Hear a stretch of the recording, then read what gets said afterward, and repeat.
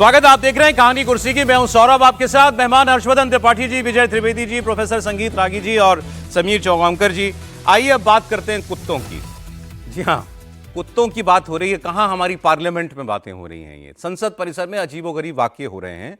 परसों रेणुका चौधरी ले आई, एक स्ट्रे डॉग को लेकर गाड़ी में बैठा के वो ले आई, और जब उनको रोका गया वहां सिक्योरिटी वालों की तरफ से, तो पहले उनका एक स्टेटमेंट आया और रेणुका चौधरी ने जो है उस वक्त ये कहा था कि real dogs are sitting in parliament and biting people every day. असली कुत्ते तो संसद में बैठे हैं, रोज लोगों को काटते हैं। ये बयान हुआ और रेणुका चौधरी से आज भी इस पर जो है रिएक्शन मांगा गया था, और रेणुका चौधरी के खिलाफ विशेषाधिकार हनन का प्रस्ताव भी लाया जा सकता है। ये सवाल उनसे हुआ, तो उनका जवाब मैं नहीं बता पाऊंगा, वो जवाब आपको सुनना पड़ेगा। और बाद में उसके बाद उन्होंने कहा कि जब प्रस्ताव आएगा तो उस पर जवाब देंगे, तो रेणुका चौधरी का। लेकिन आज इस पर एक अजीबोगरीब रिएक्शन आप देख लीजिए, फिर मैं आपको इसकी सारा बैकग्राउंड बताता हूं। इसमें राहुल गांधी भी हैं। क्या कहेंगे और क्या बोलूं? चल मैम प्रिविलेज मोशन आप क्या कहेंगे और क्या बोलूं? चल मैम प्रिविलेज मोशन आपके खिलाफ लाने की तैयारी की जा रही है, इस पर क्या कहना चाहिए? जब आएगी देखा जाएगा, ऐसी क्या परेशानी है? कोई जवाब उनके लिए? जब आएगा ना, मैं मुंह तोड़ जवाब दूंगी। एक बार और सुनना है आपको? एक बार और सुना नहीं, पूरे एक बार और सुनाइए। और क्या बोलूं? चल मैम प्रिविलेज मोशन आपके खिलाफ लाने की तैयारी की जा रही है, इस पर क्या कहना चाहिए? जब आएगी देखा जाएगा, ऐसी क्या परेशानी है? कोई जवाब? अब कहानी मोटी मोटी तो मैं आपको बता ही चुका हूं, लेकिन ये रेणुका जी का जवाब था जो आपने भी देखा। त्रिपाठी जी, नहीं, मुझे समझ में नहीं आया कि ये इतना गंभीर शो है सौरभ जी, और आप इस शो में कुत्ते के भौंकने की आवाज क्यों लगा रहे हैं? ये इतना गंभीर शो है, आप इसमें कुत्ते भौंक रहे हैं इसमें, मतलब ये बड़ा दुर्भाग्यपूर्ण है। और वो भी लगा कि जैसे रेणुका जी भौंक रही हैं, मतलब बड़ा, अब पता नहीं वो कहां से आया वो भौंक। अब मैं तो डर भी गया, मुझे लगा कहीं अगल बगल कोई कुत्ता तो नहीं आ गया। अब ऐसे अगर नेता हैं तो देश सोचिए कैसे होगा। और देश ने तय किया कि हमें ठीक रहना है। उनका देख लिया था जब वो मंत्री थी, जब वो अभी भी क्या कर रही हैं, काटने वाले अंदर बैठे हैं। राहुल गांधी कह रहे हैं पेट बाहर अलाउड नहीं, अंदर अलाउड है। विशेषाधिकार के मुद्दे पर उनके मतलब किस तरह की आवाज निकाल रही हैं। और क्या देश को ये लोग बिल्कुल ही तमाशा समझते हैं? अब लगता है प्रधानमंत्री नरेंद्र मोदी ने जो सत्र की शुरुआत में कहा कि भाई ड्रामा मत करो, डिलीवरी की बात करो, मैंने उस दिन ऐतराज जताया था कि डिलीवरी सरकार का काम है, विपक्ष का काम थोड़ी ना है। लेकिन ऐसा ड्रामा करके डिलीवरी रोकना, यह भी तो विपक्ष का काम नहीं। मतलब सचमुच मुझे एक बार यही लगा कोई कुत्ता आ गया। ये बड़ा अजीब लग रहा है बात है। लेकिन रेणुका जी खैर अपने शैली की वजह से, बातों की वजह से आज कंट्रोवर्सी में अक्सर रहती है, लेकिन आज तो कुछ अजीब ही हो गया। अब आपको थोड़ा सा और बैकग्राउंड बता दूं। रेणुका चौधरी ही जो है वो सोमवार को अपनी कार में एक आवारा कुत्ते को लेकर संसद आ गई थी, और इसके बाद ये सारा विवाद खड़ा हुआ। सत्ता पक्ष के सांसदों ने कहा ये नाटक कर रही हैं। अब उसके बीच रेणुका चौधरी ने कहा कि जो लोग अंदर बैठे हैं वो काटते हैं, कुत्ते नहीं काटते। चले, लगा तक मामला खत्म हो जाएगा। फिर राहुल गांधी के पास माइक पहुंच गया, उनसे भी सवाल हुआ, साहब आपकी पार्टी की सांसद ने ऐसा ऐसा कह दिया। तो राहुल गांधी ने कहा अच्छा आज का मेन टॉपिक कुत्ता है, मुझे यही लगता है। यहां से सब कुछ शुरू हुआ। और राहुल गांधी ने जो है, मेरे पास बयान अगर वो आ जाएगा तो मैं आपको वो दिखा दूंगा। उन्होंने कहा कि what did the poor dog do? बेचारे कुत्ते ने क्या किया? Are dogs not allowed here? कुत्ते अलाउड नहीं है। Pets are allowed inside. पालतू अंदर तो अलाउड है, maybe pets are not allowed here. शायद पालतू लोग बाहर अलाउड नहीं है। But I guess these are the things India is discussing these days. भाई बात आपकी सांसद ने शुरू की, कुत्ता भी वो लेके आई, बयान भी पहले उन्होंने दिया, और आप कह रहे हैं कि पूरा देश कुत्ते के बारे में बात कर रहा है। अच्छा, आपको नहीं करनी थी तो आप ना करते। आपने कंट्रोवर्सी और बढ़ा दी कि पेट्स आर अलाउड इनसाइड, मतलब पार्लियामेंट के अंदर जो बैठते हैं वो पालतू लोग हैं, ये तो सरकार के पालतू लोग हैं, ये कह रहे थे राहुल गांधी। तो रेणुका चौधरी का वो ओरिजिनल स्टेटमेंट भी सुन लीजिए। कौन सी प्रोटोकॉल? कहीं कानून बनी हुई है क्या? मैं रास्ते में आ रही थी, वहां एक स्कूटर वाला और कार वाले का टक्कर हुआ। उसके आगे ये छोटा पिल्ला निकल के सड़क पे घूम रही थी। मैंने सोचा ये किसी पहिए के नीचे आ जाएगी, सो मैं उठा के उसको गाड़ी में रखी और पार्लियामेंट आई और वापस भिजवा दी। गाड़ी भी गई, कुत्ता भी गई। तो किस बात की चर्चा चल रही है? असली डसने वाले और काटने वाले पार्लियामेंट में बैठे हैं, सरकार चलाते हैं, उसका कोई इतराज नहीं। हम किसी गूंगे जान अच्छा, हाँ नहीं, कुत्ते की सिर्फ कुत्ते की बात नहीं, सांप की भी बात थी, डसने वाले भी घर के अंदर बैठते हैं। अब फिर राहुल जी का रिएक्शन भी देख लीजिए इस पर। Dog is the main topic today, I believe. कल का क्या कर दिया बेचारे कुत्ते ने? यहाँ आया था क्या? हाँ सर, यही है। अलाउड नहीं है क्या? ऐसा कोई रूल बुक में नहीं है, बट पेट अलाउड नहीं है। पेट अलाउड नहीं है, पेट अंदर allowed the same statement. I mean, I guess these are the things that India is discussing these days. अब राहुल जी उसको मजाक में ले रहे थे या उन्होंने मजाक बनाया पूरे इशू का, मुझे समझ में नहीं आया। राहुल जी मजाक में ले रहे थे, वहां जो पत्रकार सवाल पूछ रहे थे वो उसे मजाक में ले रहे थे, जो सांसद वहां पर खड़े थे उन्होंने इसको उसी रूप में लिया। ये बहुत दुखद स्थिति है कि एक सांसद, एक लीडर ऑफ अपोजिशन इस प्रकार की भाषा का प्रयोग करता है अपने ही सांसदों के, जो अपने सांसद हैं, जो संसद सदस्यों के बारे में इस प्रकार की भाषा का प्रयोग करता है। क्या वाकई वहां पर कुत्ते निर्णय करते हैं? क्या कुत्ते देश की नीतियां बनाते हैं? क्या विदेश नीति जो है या पब्लिक पॉलिसी से संबंधित जितनी नीतियां या कानून बनाते हैं वहां पर कुत्ते बनाते हैं? ये राहुल गांधी की समझ है देश की संसद के बारे में। ये बताता है कि राहुल गांधी कितने इनकॉम्पिटेंट और कितने, जिसको कहते हैं, इंटेलेक्चुअली इनकैपेसिटेटेड है। वो बहुत मुश्किल है उनके लिए। 30 साल अभी विजय जी ने बताया पार्लियामेंट कवर किए, सर कभी कुत्ते पे भी बहस हुई है? कुत्ते पे बहस नहीं, मैं ये परसों की बात है, मुझे हैरानी होगी आज हम लोग इस पर चर्चा आज कर रहे हैं। रेणुका जी का आज वाला है ना, वो वो आया, जो हाँ। त्रिपाठी जी को नहीं, जो आवाज़ हमने आई। परसों भी इस पर चर्चा की, मतलब यहाँ नहीं की, लेकिन आज भौं भौं आवाज सुना गया नहीं ना। परसों, क्योंकि परसों भी इस पर कहीं पर था मैं, तो इस पर चर्चा की कि भाई कुत्ते लाना वहाँ पर कोई परमिशनेबल तो है नहीं कि इस तरह से लेकर आया जाए, लेकिन वो लेकर आ गई थी तो वो कह सकती थी, जो उन्होंने बाद में बताई कि भाई हमने वो एक्सीडेंट हो गया था और वो उसको उठा लाए, तो वहाँ पर कह देते कि ठीक है सॉरी कर लेते हैं यदि कोई ऐसी बात है और मुझे नहीं मालूम, तो इतना हो सकता था। लेकिन ये बात उसको ईगो की है, ईगो तंज हाँ, कसना ईगो में। वैसे तो रेणुका जी के बहुत सारे बयान हो सकते हैं जिनकी मैं चर्चा नहीं करता, वो हमेशा ही कुछ अलग तरीके से रहती हैं अंदाज में, और वो बहुत सीनियर मिनिस्टर है रही हैं कांग्रेस सरकार में, यूपीए सरकार में, एमपी बहुत लंबे समय से रही है, कोई नए लोगों में से नहीं है, लेकिन उनका एक अंदाज हमेशा रहा।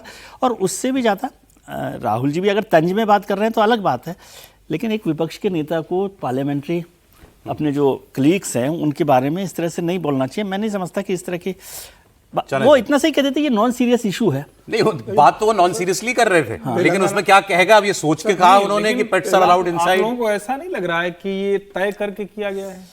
नहीं, तय करके नहीं किया गया, लेकिन नॉन सीरियस उनको इतना सा बोलना चाहिए। राहुल गांधी नहीं बोले थे हाँ। तब तक मैं भी आपकी बात जो कह रहे हैं एकदम उसी सहमत था। ठीक भाई, उनको कोई कुत्ता रास्ते में एक्सीडेंट हो गया, वो लेके आ गए और उन्होंने नहीं, लेकिन बोल उस दिया। पर भी उनको कह देना चाहिए था कि सॉरी, उस पे भी उनको हाँ, सॉरी कहना चाहिए। हाँ, लेकिन ठीक है। जब राहुल गांधी वही भाषा बोल रहे हैं, इसका मतलब ये तो प्री डिसाइडेड था। नहीं, इसका मतलब राहुल गांधी को सारी कंट्रोवर्सी मालूम थी। मालूम तो नहीं, मालूम थी, परसों भी है ना। controversy हुई ही इस वजह से मैं तो कह रहा हूं। नहीं, ऐसा हुआ ना, ये परसों जब ये हो गई घटना, मैं बताता हूँ ना आपको, मेरे को वहाँ पर पता है कि उसके बाद वहाँ के जो स्टाफ है वचन बोर्ड का, उन्होंने राहुल गांधी जी को शिकायत की, क्योंकि वो एलओपी भी है, कांग्रेस के लीडर भी हैं। अच्छा। तो उनका भी आप रेणुका जी इस तरह से ये सारी हुई है और हमने ये कहा, रोका, ये सब रोका भी था उन्होंने, वचन बोर्ड ने वहाँ पर उनको गाड़ी, उनसे शिकायत हुई, शिकायत में उन्होंने कह दिया कि फालतू लोग तो अंदर तो बैठते हैं। इस तरह की बात, ये सारी बात हुई है। चलिए परसों साहब, जब ये हुआ है। आपका तो राहुल जी पर सर विशेषाधिकार बनता है कि नहीं? क्योंकि रेणुका जी पर तो बना। हाँ, राहुल जी पे यदि कोई ले आए ना, लेके आए ना फिर। राहुल जी कहा तो उन्होंने ही। हाँ, सर जी, वैसे तेलंगाना की सांसद है खम्मम से, और तेलंगाना तो अभी बहुत चर्चा में, एक तो रेणुका जी ने चर्चा में ला दिया, वो तेलंगाना के मुख्यमंत्री भी ने बयान दे दिया देवताओं को लेके कि अलग अलग किस्म के भगवान हैं, शादीशुदा और कुंवारे लोगों के भगवान अलग है, नॉनवेज खाने वालों वो भी निकाला है सर, बयान को दिखाता हूं आपको। भगवान अलग है। लेकिन पार्लियामेंट में, समीर जी, पार्लियामेंट में एक और तस्वीर आज की आपको दिखाता हूं। तमाशा करना, ड्रामा करना है, ऐसे विषयों पे करें ना। ये होते किस लिए हैं ये ड्रामे इसलिए होते हैं आप नजर में आए, आप अपने इशू को उठाएं। हम तरह तरह की आप तख्तियां लेके घूमते हैं, तो क्यों घूमते हैं? आज देखिए, ये विपक्ष के सांसद अपोजिशन के मास्क पहन के आए हुए थे, कोई अपने साथ ऑक्सीजन का सिलेंडर लेके आया हुआ था कि दिल्ली की हवा बड़ी खराब होगी। ये मुद्दे हैं करने के बाद, ये अच्छी बात था। ये तरीका है दिखाने का। भाई ये आप, ये अगर सांसद जो है ये अंदर चेंबर अपने लोकसभा राज्यसभा में भी ऐसे बैठ जाएं, दुनिया देखेगी कि भारत की राजधानी में, संसद में ऐसे बैठे हैं लोग। होना चाहिए, इस पर बात होनी चाहिए। आप लगे हैं कुत्ते पर विवाद करने में। इस पर इमरान मसूद ने, जो सांसद हैं कांग्रेस के, उन्होंने कुछ बातें कही। की स्थिति इतनी खराब होगी कि हर आदमी के हाथ में सिलेंडर होगा और जगह जगह ऑक्सीजन के बूथ बने होंगे और लोगों को दौड़ करके ऑक्सीजन के लिए भागना पड़ेगा। रात को मैं सो रहा था, मुझे रात को सोते हुए ब्रीथिंग प्रॉब्लम हुई। मैं हालांकि विंडो खोलकर सोता हूं, लेकिन फिर भी हुई प्रॉब्लम। तो हो सकता है कि हम लोग फुटहिल्स में रहते हैं तो हमारे आदत ना हो, दिल्ली वालों को इस जहरीली हवा में थोड़ी सी आदत हो गई हो। मैं तो वो सिलेंडर अपनी गाड़ी में रखता हूँ साथ। हाँ, अब क्या कभी कभी ऑक्सीजन की कमी हो, कोई दिक्कत हो तो कम से कम साथ तो रहे। अब ये भी तंज था, ये हेल्दी तंज था, हेल्दी क्रिटिसिज्म था ये, कि ऑक्सीजन के बूथ लगाने पड़ेंगे, दौड़ दौड़ के लोग सांस लेने के लिए जाया करेंगे। समीर जी, निश्चित रूप से एक बड़ा इशू, और सिर्फ दिल्ली के अंदर ही नहीं है। दिल्ली में तो संसद के अंदर प्रदर्शन हो रहा है।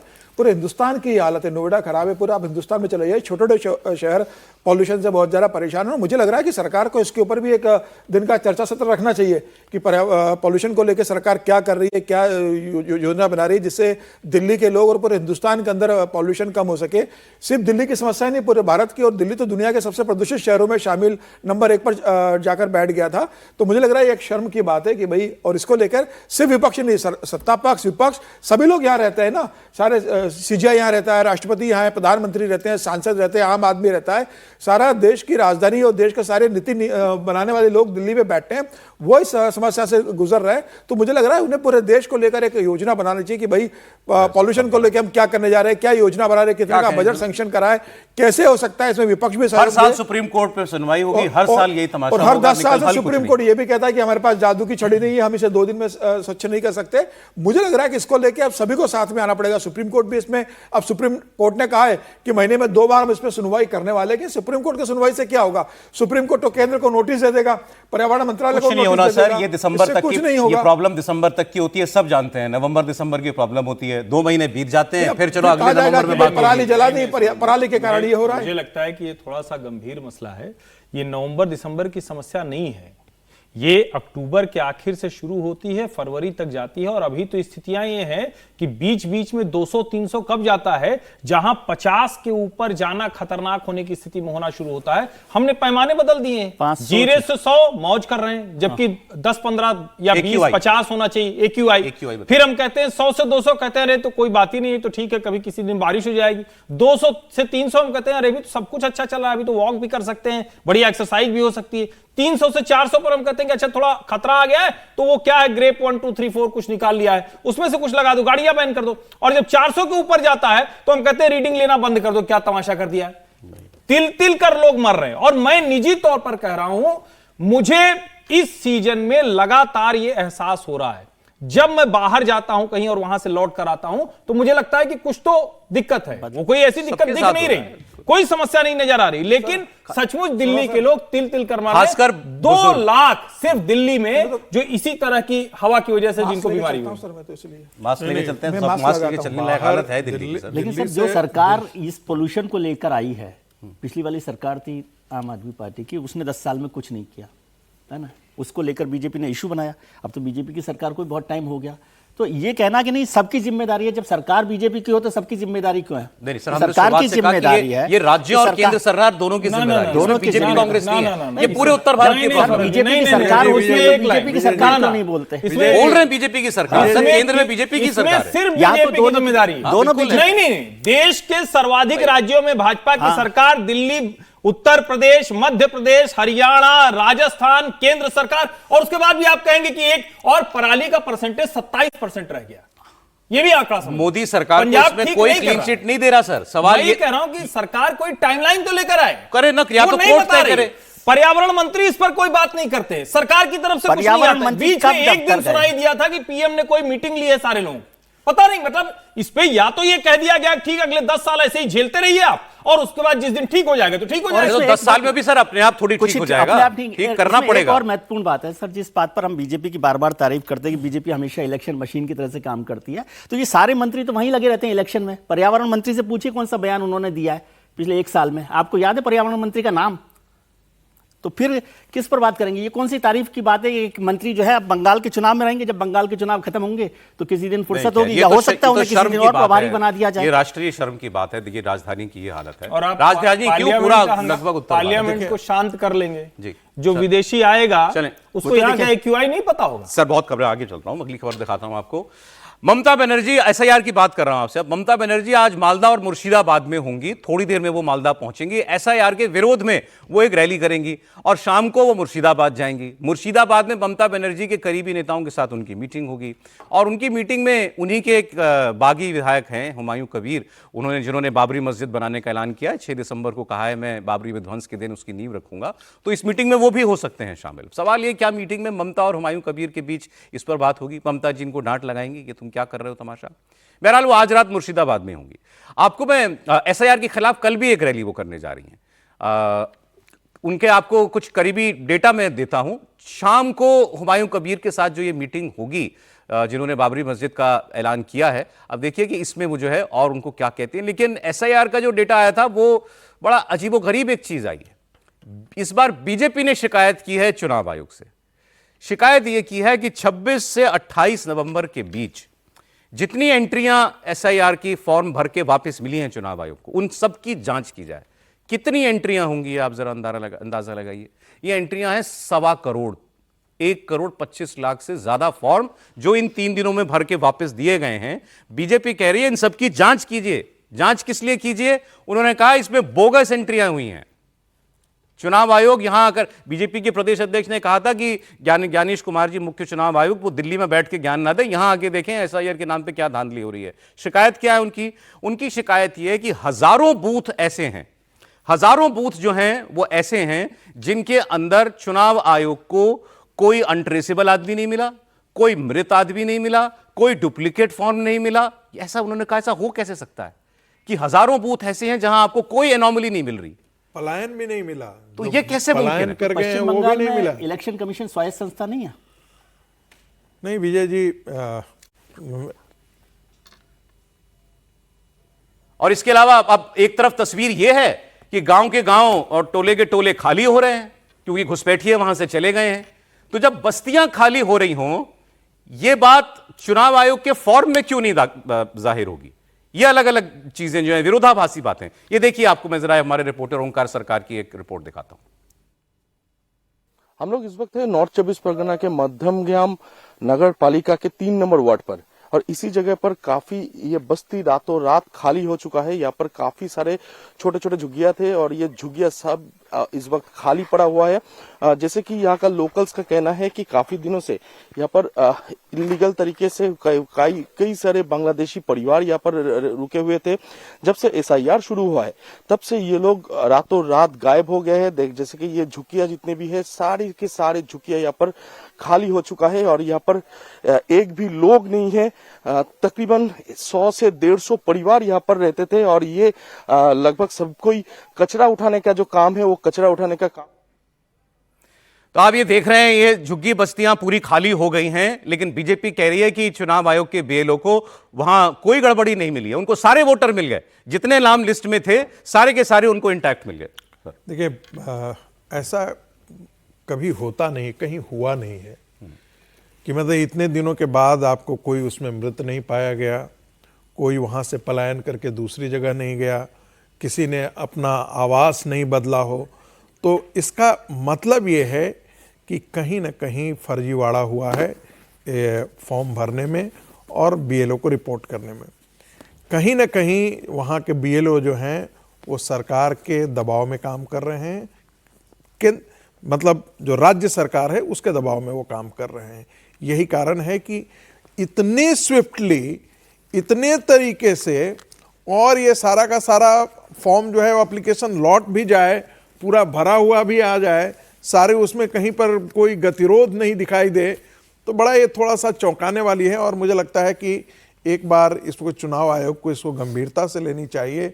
यदि संभव हो सके तो जितने भी आधार कार्ड के आधार पर जिनको आपने वहाँ पर वोटर लिस्ट में एनलिस्ट किया है, उन सब की एक बार फिर से जांच जरूर कर लेनी चाहिए, खास करके सीमावर्ती जिलों में, जहां पर 1000 बूथ के बारे में जिक्र किया जा रहा है कि वहां पर फर्जीवाड़े की ज्यादा संभावना है।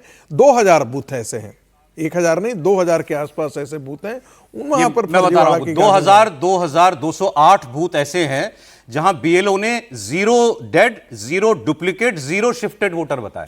अब ये दो संभव सवा है। 2000 बूथ पे। और सुने आगे, 7844 बूथ ऐसे हैं जहां पर उन्हें एक भी आदमी अनट्रेसेबल नहीं मिला। एक हर लाइन जगह से- ऐसा आदमी मिल जाता है भाई हम घर गए और हमको नहीं मिला, वहां एक भी आदमी अनट्रेसेबल नहीं। एक लाइन से बोल रहे, बंगाल पहले से भी साइंटिफिक रिगिंग के लिए कुख्यात है।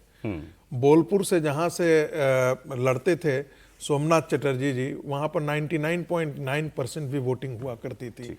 तो आज भी वो रुका नहीं है। ये त्रिपाठी जी क्या बोलेंगे इस पर? ये मुमकिन है? संभव नहीं है। और संयोग देखिए कि आज सुबह ही एक फोन आया और उन्होंने कहा कि सिलीगुड़ी से हम कहीं जा रहे थे तो ड्राइवर ने बताया कि ये आप इस तरह से जा नहीं सकते थे क्योंकि पिछले कुछ समय में वहां जो रोहिंग्या और बांग्लादेशी है वो वहां से भाग गए हैं।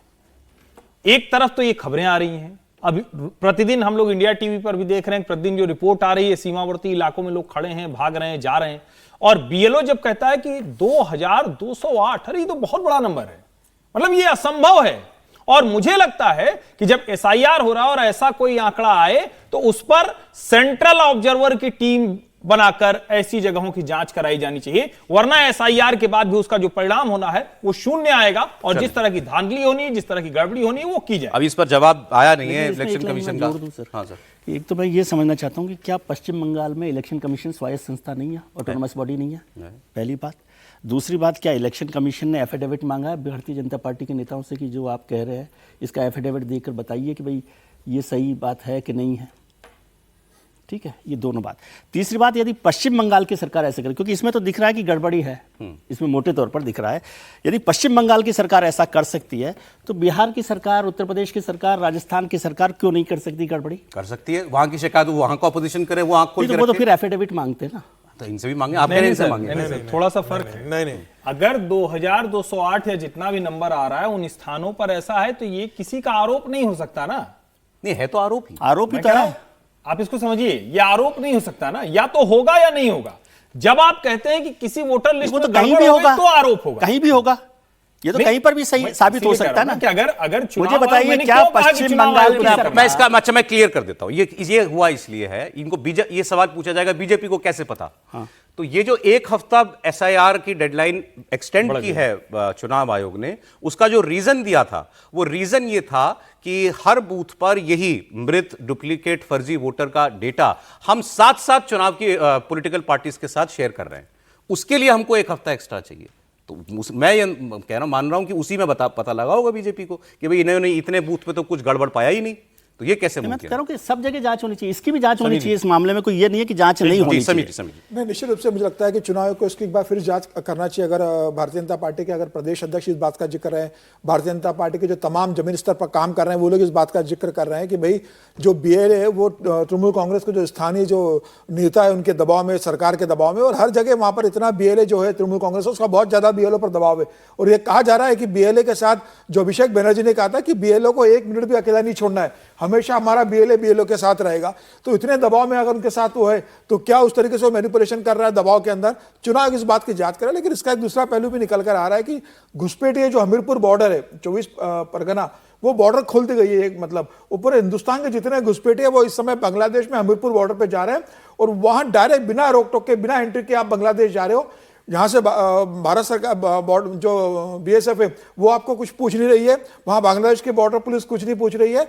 और ये खबर घुसपैठियों में सिर्फ बांग्लादेश में नहीं पूरे हिंदुस्तान में गई है। और ये कहा जा रहा है कि आसाम से, महाराष्ट्र से और तमाम राज्यों से घुसपैठिए बंगाल में हमीरपुर बॉर्डर पर जा रहे हैं और वहां से बांग्लादेश के अंदर घुस रहे हैं। तो अच्छी मुझे बात लगता है है कि एक अच्छी बात है कि अगर वहां से घुसपैठिए निकल रहे हैं, बट वैसे ही आ ना जाए जैसे जा रहे हैं। फिलहाल तो जाने के मतलब परमिशन है, अभी तो आ नहीं रहे वहां से। ये लेकिन अच्छी इस खबर पर है। जांच करनी चाहिए। नहीं, ये गंभीर मामला है, तो पूरी एक्सरसाइज खटाई में पड़ जाएगी। बीजेपी कह रही है कि हमारे पास बीएलए भी नहीं है वहां पर।